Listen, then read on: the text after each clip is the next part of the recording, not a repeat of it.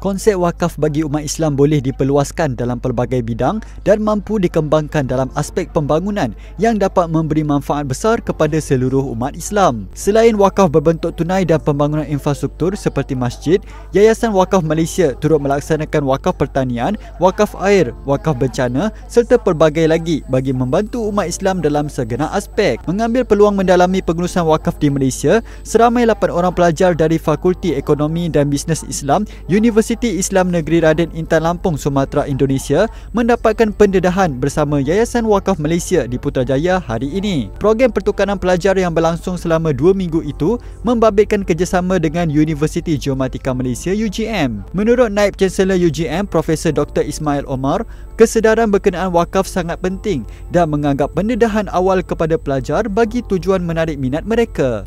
Jadi pelajar-pelajar ini kita kira sebagai duta-duta kecil kita lah, yang akan menggantikan kita. Mereka inilah yang akan membina satu tamadun, satu masa, dan terasnya itu adalah Islam itu sendiri. Tetapi terasnya itu sahaja tidaklah kita melihat dalam konteks teori ataupun prinsipnya saja.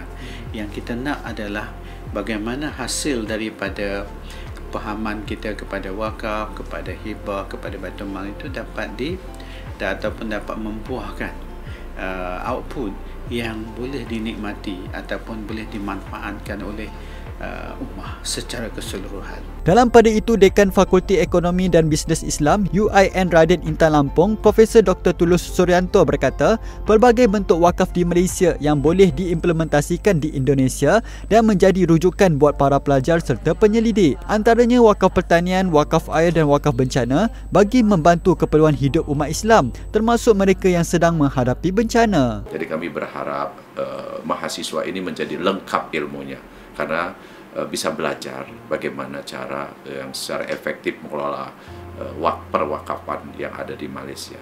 Ini menjadi referensi yang utama, yang baik menurut saya, karena secara sistematis tadi pertumbuhan, pergerakan dari awal sampai sekarang Yayasan Perwakafan Malaysia menurut saya sudah jauh lebih baik. Bagi Yayasan Wakaf Malaysia, pihaknya menyambut baik program seperti ini, terutamanya melibatkan para pelajar, malah merancang untuk memperluaskan lagi pembangunan wakaf negara yang dilihat sebagai keperluan yang mendesak.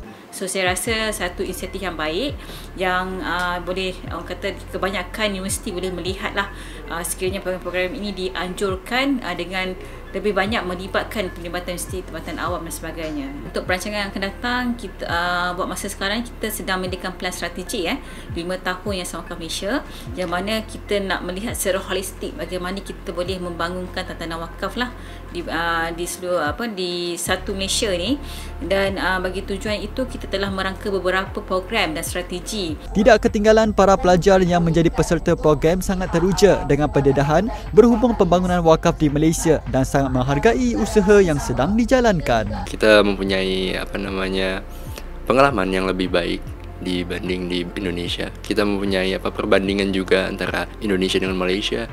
Kita mempunyai juga kita mendapatkan juga ilmu-ilmu yang sebenarnya harus kita dalami lagi di Malaysia ini. Menurut saya sangat lebih canggih gitu dibandingkan di Indonesia, karena di Indonesia itu untuk wakaf itu hanya diperuntukkan untuk seperti masjid dan pembuatan kuburan itu saja, belum ada pemanfaatan lain seperti pertanian, pergedungan dan lain-lain itu. Selain pendedahan berkenaan wakaf, pelajar UIN Raden Intan Lampung terlibat dengan aspek pengurusan harta umat Islam serta program kepimpinan dan keusahawanan. Dalam pada itu, orang ramai yang ingin berwakaf boleh melakukan secara atas talian di portal Yayasan Wakaf atau terus ke kaunter Yayasan Wakaf Malaysia.